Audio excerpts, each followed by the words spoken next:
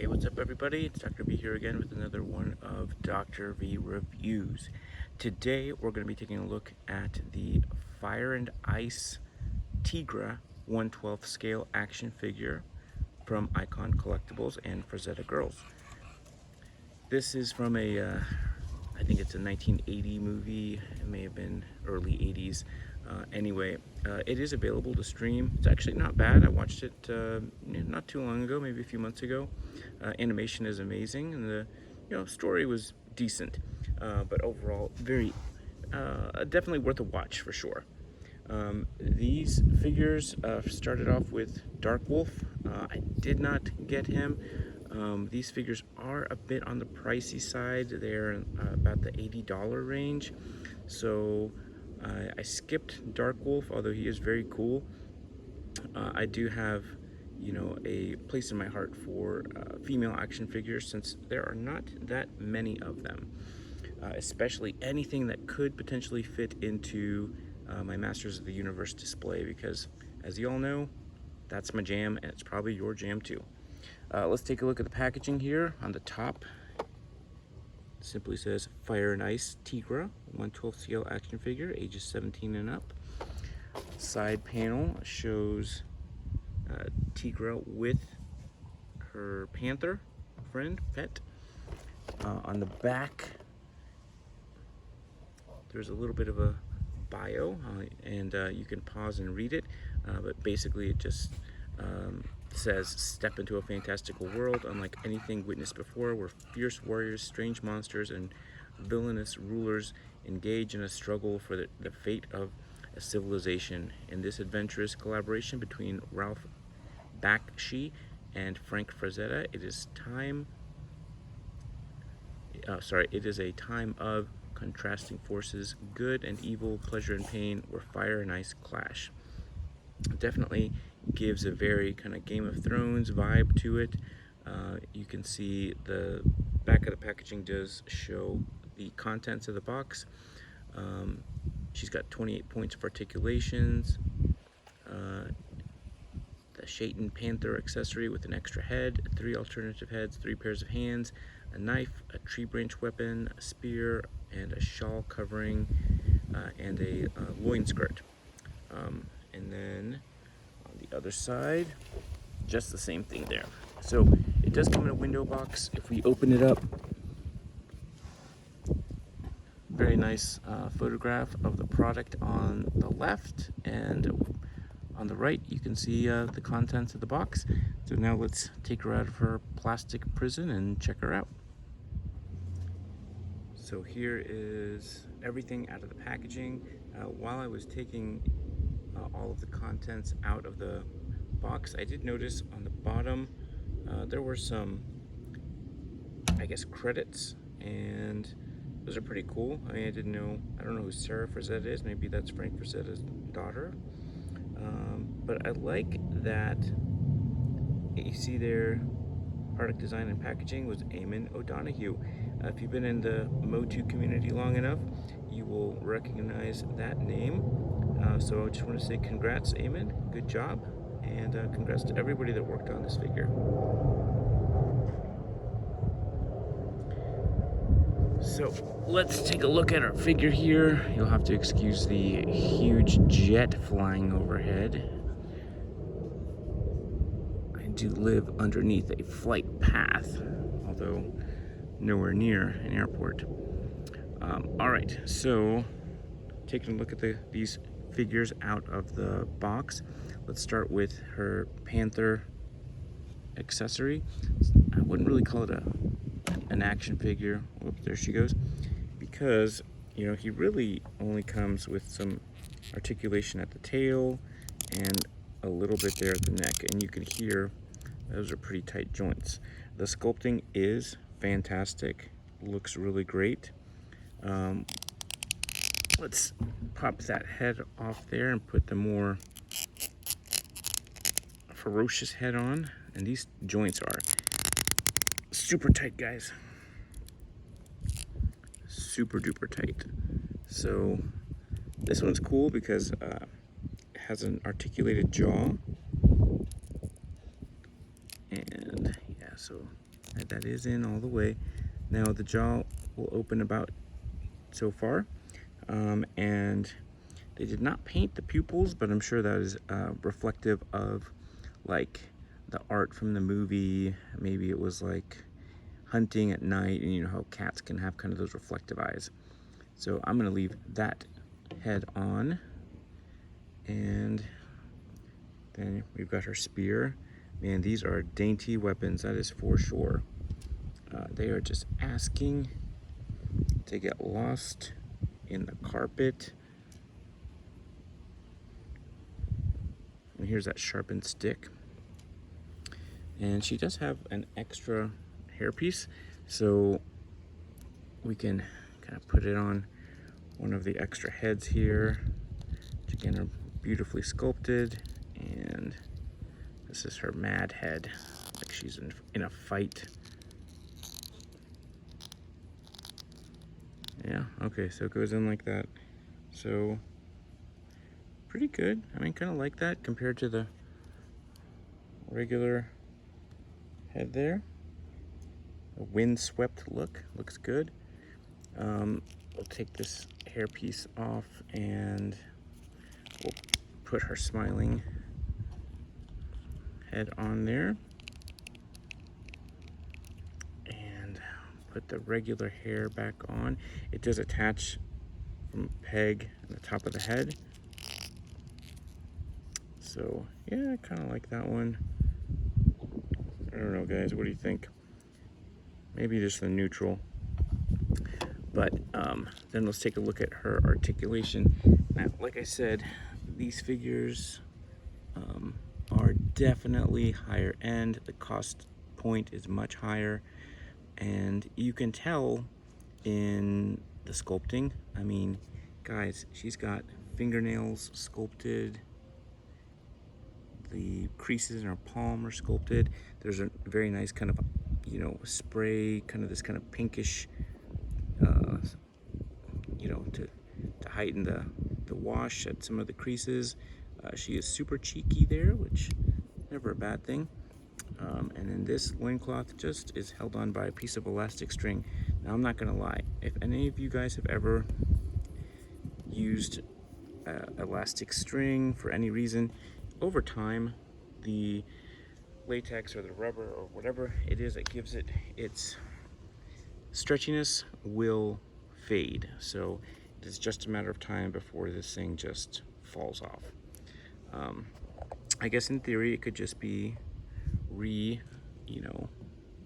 with a different type of string, but I don't know. So again, let's look at her. I kind of like the other head better. This one's.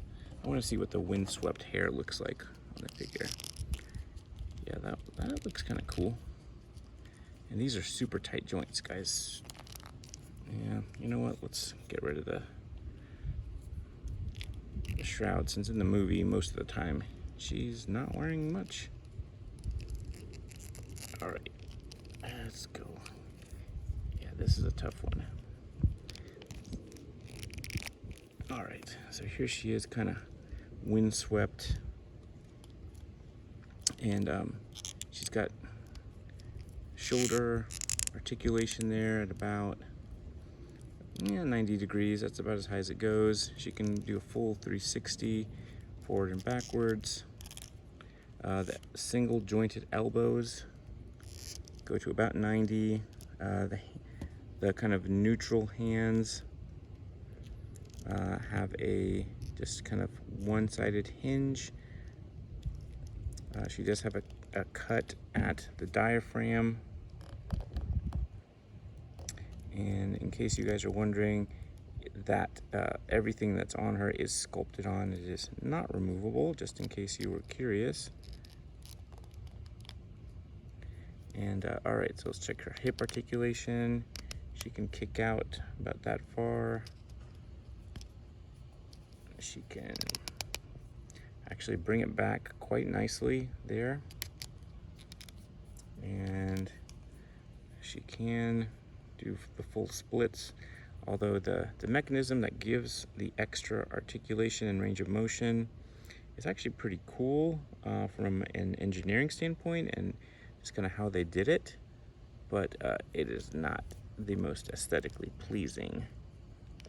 So, but it's okay. She's basically just going to be standing on my shelf anyway. Now, she does come with some extra hands. She comes with gripping hands that are hinged vertically. So let's take out the right hand and put in right gripping hand, and you can see there it's got that vertical hinge.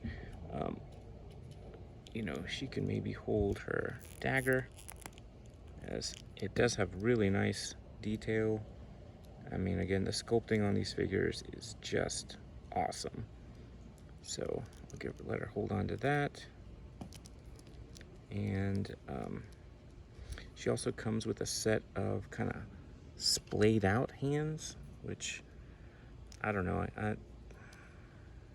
Let's see. Let's take this one off and put in a splayed hand. All right. Yeah, I mean, it's kind of cool. I mean, I think, you know, it's good if you want her like maybe petting her beast, but that's not gonna even reach. So yeah, I don't know about all that. I don't know. Let's see. Let's put the not Panther, but just a Panther. Although it would be fun to just paint him purple. But not at this price point. These are not custom fodders for sure. So yeah, I mean, she came out really great. Well, has a little issue standing, but luckily she's got some really good ankle articulation, forward and backwards, and rockers. But yeah, I mean, they even sculpted a little bit of like the fold in the big toe. So I mean, overall, I mean, the quality of the sculpt is definitely on point. She looks great. I think I'm gonna switch her head. I'm not 100% feeling that one. So let's see here. What do you guys think? Maybe I kind of like the neutral head. And then do we want to do windswept look? Windswept look is kind of cool, I'm not gonna lie. Or just kind of natural here.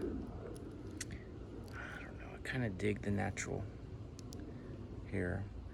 Obviously, I mean, she's got good articulation at the neck, but the hairpiece does limit that, as it tends to do on most female action figures. All right, and I think I'm going to go back to just the regular kind of neutral hand. I think I like that one the best. Yeah, I mean, this is a great figure, really great. I mean, I'm loving the extra like attention to detail with the, let's get a little bit closer. With the shading, looks great. I mean, I really don't have any complaints, guys. She looks great. Now, we'll take her Panther friend, put him away here, and take away these accessories that I'm probably not gonna use. So I'm gonna put those back in the box, and then we're gonna do a little bit of comparison how she looks with other sword and sorcery figures. All right, guys, so here we have our Teegra figure, which, by the way, she also has articulated single jointed knees. Go back that far. Forgot to go over the knee articulation, but I decided to put her with the spear and do the windswept hair with the neutral face. For me, I like that one the best. So I think she scales pretty decently with that Skeletor on the Bone Throne figure for sure. Let's see how she looks against our Captain of the Guard Teela there. So the Masterverse Teela is definitely taller, but the scale works. I would definitely say they are in the same rough scale.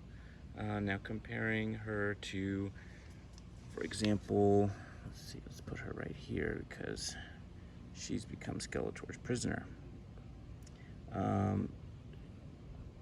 Legends of Dragonor, I think these are 5.5-inch figures. Yeah, let's take this off. Yeah, I mean, you can definitely tell there's a difference.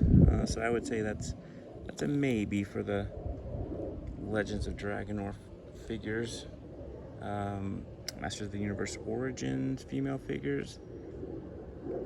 Yeah, I mean, it makes Teegra look super tall, so I would say that's a kind of fits in the scale, but not really. And then let's do cartoon collection, since this is a Frazetta review, and they tend to be more gory and adult in nature. Let's see how she looks with my custom severely battle damaged Teela. Alright, yeah, definitely not quite the same scale, even though the cartoon collections are slightly taller. So I would say the closest is going to be Masterverse for sure. And especially if we can maybe, I mean, I suppose Teegra is kind of more of like a, you know, petite kind of princessy character versus Teela, who is, you know, captain of the guard. She's a warrior. She's badass. So I would say she kind of fits into the Masterverse. Definitely better than Legends of Dragonor or Masters of the Universe Origins or Masters of the Universe Cartoon Collection. So she will be in with my Masterverse collection. But other than that, guys, I mean, what do you guys think? I mean, I think she looks great. I mean, I like her with her Panther accessory. Excuse me, Panther, not Panther. Different license. I dig the accessory. I really dig the figure. It's a great sculpt. Paint applications are excellent. The articulation is also good while not compromising aesthetics too much. So I'm sold. I mean, I like this figure. I think it's great. If they come out with any more really cool looking Frazetta figures, especially female figures, I'll definitely be picking them up. But other than that, guys, apologize about the helicopter. I live close to a hospital. Someone's having a really bad day. Other than that, yeah, I mean, let's put them all together and just kind of overall check out our female warriors. I mean, you can't ask for like a cooler bunch of sword and sorcery figures. I'm digging it, guys. I think it's cool. I like them. A+. Highly recommend. Oh, sure, and that's my bulldog Henry. Hey, in the comment section, give Henry a thumbs up and say, hi, Henry, if you think he is the cutest bulldog you've ever seen. Alrighty, guys, that's all I got for you. I will see you guys next time.